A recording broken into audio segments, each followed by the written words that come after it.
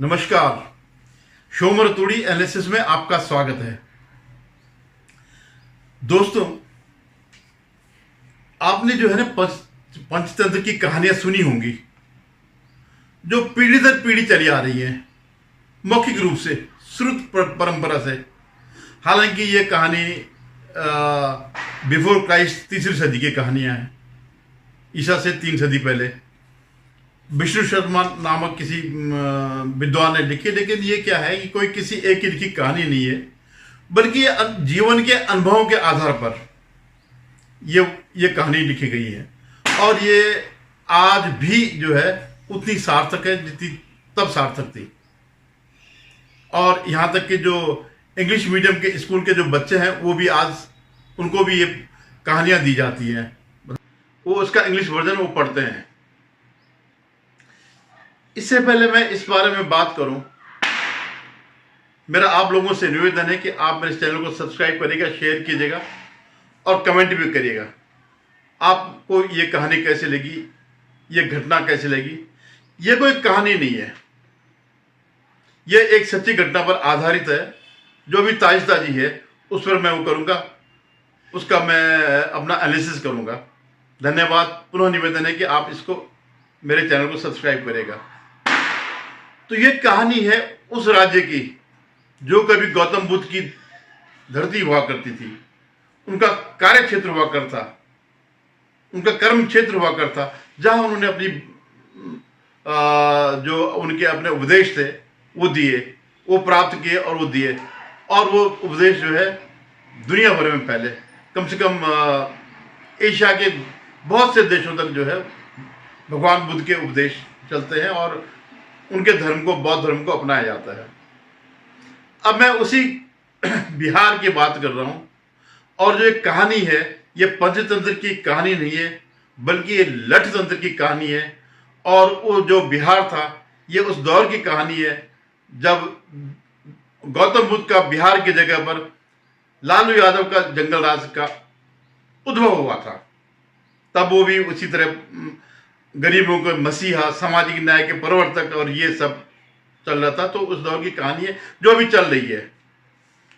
तो उस दौर में एक पप्पू यादव हुए थे।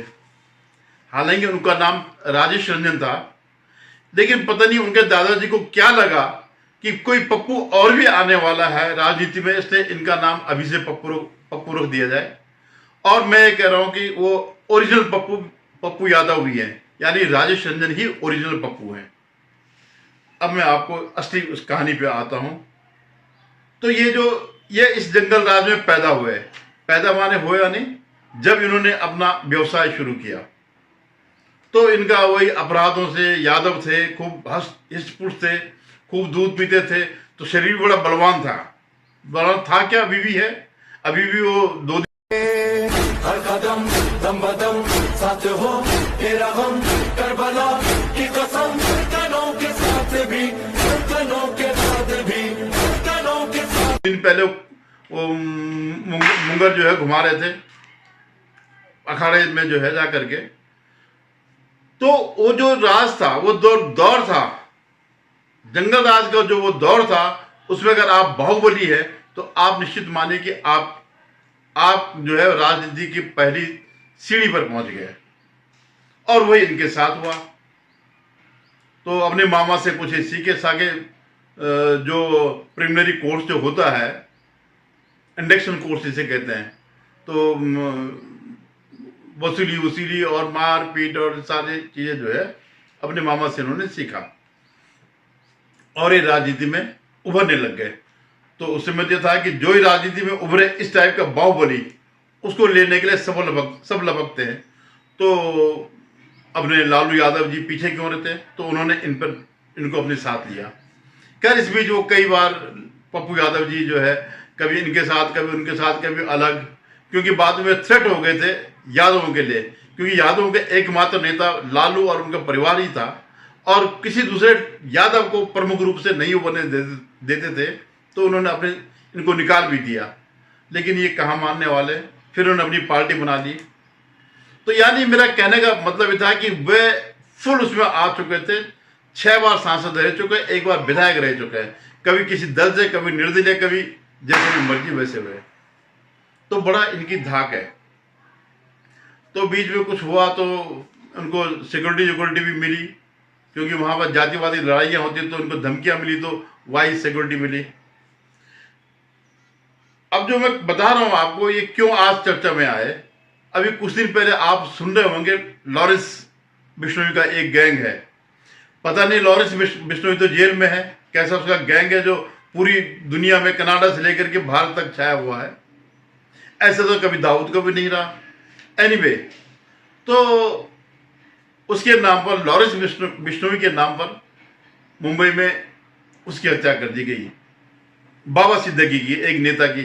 अब आप नेता, क्योंकि वो भी बिहार टाइप के नेता हैं, और बहुत संभव है कि बिहार से ही गए हुए, क्योंकि मुंबई में अधिकांशतया जो मुस्लिम है, एक मतलब जो राजनीति में छाया हुआ है, वो आजमगढ़, यूपी और बिहार के ही लोग ज़्यादातर मुस्लिम गए हुए, और बाकी जो यादव है, जो भैया लोग हैं, वो भी यूपी बिहार के ही है, जिनका मुंबई नगरी में वर्चस्व है, इसमें दो राय नहीं है।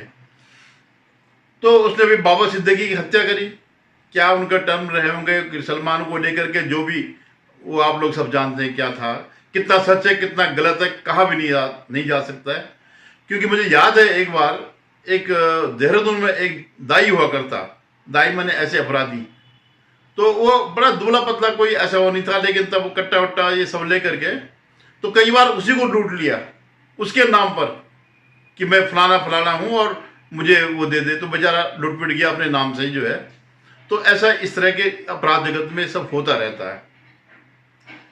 तो ये उसने जो है इसकी हत्या कर दी, किसी गैंग ने जो है बाबा सिद्दीकी, और नाम लॉरेंस बिश्नोई गैंग पर लगा दिया। तो कहाँ रह गया मुंबई, और कहाँ रह गया बिहार। बिहार के पूर्णिया में, या ज़्यादा दिल्ली में, जो आजकल पप्पू यादव जी दिल्ली में बैठे हैं, सांसद हैं। तो उन्होंने आओ देखना ताओ दे एक ट्वीट मार करके, ये देश है या हिजड़ों की फौज। एक अपराधी जेल में बैठ चुनौती दे लोगों को मार रहा है, और सब मूक दर्शक बने हुए हैं। कभी मूसेवाला, कभी करनी सेना के मुखिया, अब एक उद्योगपति राजनेता को मरवा दिया। उद्योगपति राजनेता, सब जानते हैं कि ये जितने भी वहां पर ये जो राजनेता कथित है, इनका बैकग्राउंड क्या है। चाहे ये हो बाबा सिद्दीकी हो, या वो नवाब मलिक हो, या ऐसे कई इस टाइप के लोग हैं। ये कहाँ से, इनका क्या है। अब इससे ज़्यादा ये और आगे बढ़ गए। कानून अनुमति दे दे तो 24 घंटे में इस लॉरेंस बिश्नोई जैसे 2 टके के अपराधी के पूरे नेटवर्क को खत्म कर दूंगा। अभी अपनी औकात से ज्यादा बोल गए।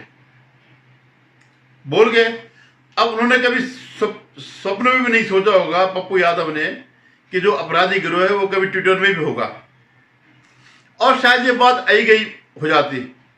लेकिन कुछ शैतान किस्म के लोग होते हैं, उन्होंने इसको मल्टीप्लाई कर दिया, इसको रिट्वीट करके किसी न किसी तरह अपराधियों तक पहुंच गया। ये उनका ये ट्वीट कि मैं जो है मसल दूंगा, ये कर दूंगा लॉरेंस बिश्नोई को 24 घंटे के अंदर। खाली वही नहीं, उसके पूरा गैंग को, जो बता रहे हैं कि 5000 का करीबन गैंग है। अब इसमें क्या है कि ऐसे भी तो पहले ये तो मजाक में लोगों ने जो है मजे लेने के लिए इनके उसको फैला दिया और वहां तक पहुंच गया। अब यादव जी पहुंच गए जोश जोश में, मुंबई पहुंच गए और मिलने गए बाबा सिद्दीकी के बेटे जीशान सिद्दीकी से। उससे पहले उन्होंने ट्वीट कर दिया, मुंबई आ रहा हूं। रांची में कांग्रेसी प्रत्याशियों के नामांकन समारोह में शामिल होने के उपरांत आज मुंबई के लिए उड़ान भरूंगा। अन्याय के खिलाफ लड़ा हूं, आखिरी सांस तक लड़ता रहूंगा। ये भी कर दिया। अब ये पहुंच गए वहां मुंबई पहुंच गए तो फिर वहां पे देख अपनी फोटो के साथ एक ट्वीट दे मारा, आ गया मुंबई। इनको पता ही नहीं पीछे क्या क्या होने लग गया। वो तो यही समझ रहे कि ठीक है ट्विटर में है अपना, देते रहो, रौब देते रहो, धमकी देते रहो, कोई पढ़ने वाला तो है नहीं। लेकिन इस बीच जो है दुश्मनों ने उनके ट्वीट को जो है फैला दिया, वहां तक पहुंचा दिया। अब जो है ये गए साहब सीधे उसके पास, बाबा सिद्दीकी के बेटे जीशान सिद्दीकी के पास और उसके परिवार से मिलने गए, उसके घर में गए। फिर वहां से ये गए थे, इनका जो परम उद्देश्य था सलमान खान को सुरक्षा देना, उसको धैर्य बनाना कि जब तक मैं हूं, जब तक पप्पू यादव है, तब तक कोई तेरा बिगाड़ नहीं सकता है। अब इन्होंने फोन किया उसको, सलमान अपना उसमें था, अपनी शूटिंग में था। तो उसने आई गई बात जो है उसे सुनाई नहीं है। फिर इन्होंने कहानी कही कि हाँ मैंने सलमान जी से बात करी और मैंने उनको आश्वासन दिया, मैं आ गया हूं और अब कुछ नहीं होने वाला है। तो एक जो है, तो वो एक अनिल यादव करके है, वो अपने को पत्रकार लिखता है, पता नहीं क्या है। तो उन्होंने कहा था टाइगर को बाघ का कलेजा वाले पप्पू यादव ने संदेश भिजवाया है, बोले हैं लोड नहीं लेने का मैं हूं ना। टाइगर माने सलमान, टाइगर आपने वो पिक्चर है ना उनकी, तो उसमें दे रखा आज मुंबई में सलमान खान से मुलाकात नहीं हो पाई, मैं उन्हें बताना चाहता था मैं हूं ना। ये भी शायद सलमान खान की कोई पिक्चर है। तो ये पप्पू यादव ने वो किया, पहले तो पप्पू यादव ने किया, बाद में जो है अनिल यादव जो है उसने इसको रिट्वीट किया।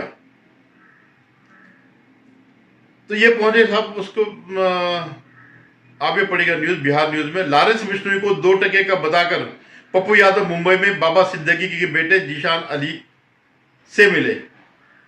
बिहार के बाहुबली नेता और पूर्णिया के सांसद राजेश रंजन उर्फ पप्पू यादव गुरुवार की देर रात मुंबई पहुंचे और आज ही रात बाबा सिद्दीकी के घर पहुंचे। पप्पू ने बाबा के बेटे जीशान सिद्दीकी से मुलाकात की। लॉरेंस बिश्नोई गैंग ने 12 अक्टूबर को बाबा सिद्दीकी की हत्या कर दी थी। तो साहब ये पहुंच गए तो क्या वो सलमान को किया, सलमान ने कहा चल ठीक है भाई, पता नहीं किया, अभी फोन नहीं किया, लेकिन जो है ये वहां पहुंच गए। अब ये खबर वहां तक पूरी की पूरी सारी कहानी जो है उस गैंग को पहुंच गई जिसको इन्होंने धमकी दी थी। और ऐसी धमकी थी कि वो जो है वैसी धमकी थी, ट्विटर वाली धमकी थी, कोई ऐसा वो नहीं था, वो पहुंच गई। अब साहब उनका फोन आ गया, धमकी का फोन आ गया। अभी आप जरा सुन लीजिएगा ये फोन पे क्या क्या बात हो रही है। वहां पे ना बताइए मालिक, हाँ, बताइए क्या आदेश है? आदेश तो कुछ नहीं है जी। आदेश इतनी है कि गलत कमेंट या कहीं किसी के खिलाफ बोलना सोच समझ के बोलना चाहिए। भैया किसी के खिलाफ, क्या कह रहे हैं हम? किसी के खिलाफ और किसी के सही चीज के खिलाफ जो बात जो नॉर्मल में जो ट्वीट करते हैं ना, किसी भी घटना को लेके, किसी भी परिस्थिति को लेके वही ट्वीट होता है। कोई किसी व्यक्ति के बारे में, किसी चीजों के बारे में कोई मतलब उन्हें नहीं रहता है। वो ट्वीट जब कोई घटना घटती है तो एज ए पॉलिटिकल ट्वीट होता है, तो पॉलिटिकल ट्वीट वो अपना करते हैं। वही भाई साहब से आपकी क्या दुश्मनी है? नहीं कोई दुश्मनी लीजिए, ऊपर वाला देखिए एक बार जानिए। पप्पू कर्म और कांड दोनों करते हैं जी, कर्म और कांड दोनों करते हैं भैया कर्म कांड करेंगे बाद में। भाई साहब की वो डायलॉग तो सुना होगा, भैया एक बात केस करने में भी आसानी होगी।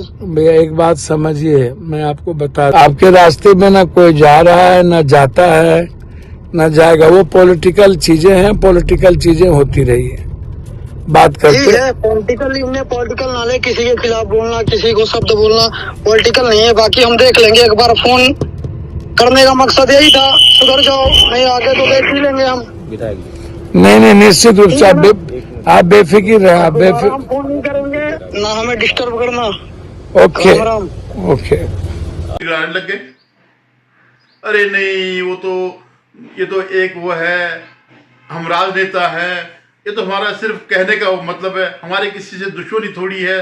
वहां पर घिग्गी बन गई, पप्पू यादव जी की घिग्गी बन गई।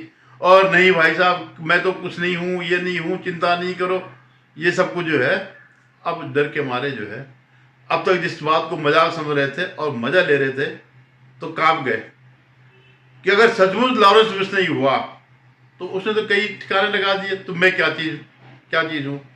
अब ये दौड़े भागे लगे अब उसमें वो करने के लिए, अपने लिए सुरक्षा मांगने के लिए।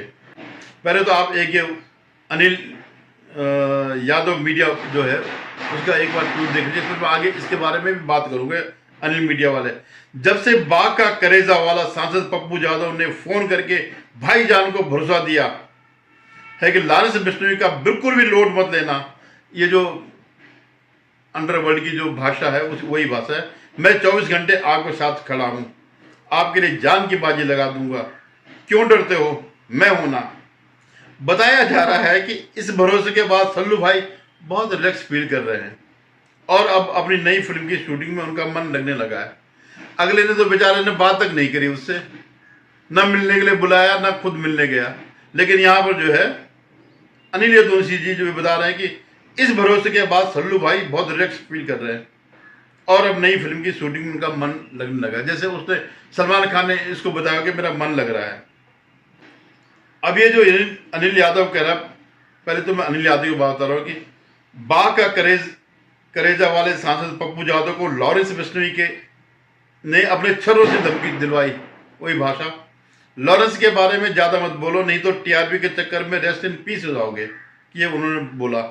पप्पू यादव ने अभी बिहार पुलिस के आईजी से धमकी को लेकर शिकायत की, लेकिन अभी भी देखिए, लेकिन बाघ का कलेजा वाला ये सब धमकी उमकी का लोड नहीं लेने वाला, मतलब पूरा मरवाने का विचार। अगर सचमुच अगर लॉरेंस बिश्नोई का गैंग ही होगा तो ये भाई जो इसका सगा है वो कोई कसर नहीं छोड़ रहा है।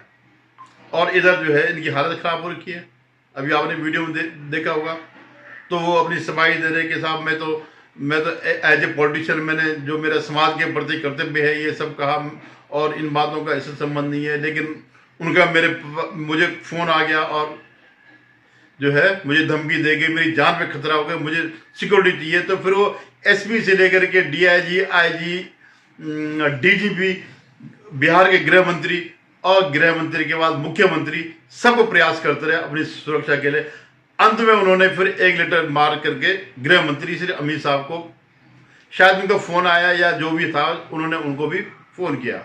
तो ये उन्होंने चिट्ठी, आपको मैं वो उनका लेटर, पप्पू यादव को लेटर दिखा रहा हूँ। तो ये उन्होंने चिट्ठी जो है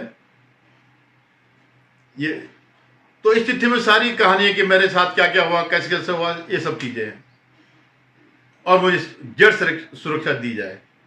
जो 24 घंटे में पूरे गैंग को खत्म करने वाला था वो उसका जो है, जो शेर का कलेजा जो है बकरी की तरह मिमियाने लग गया।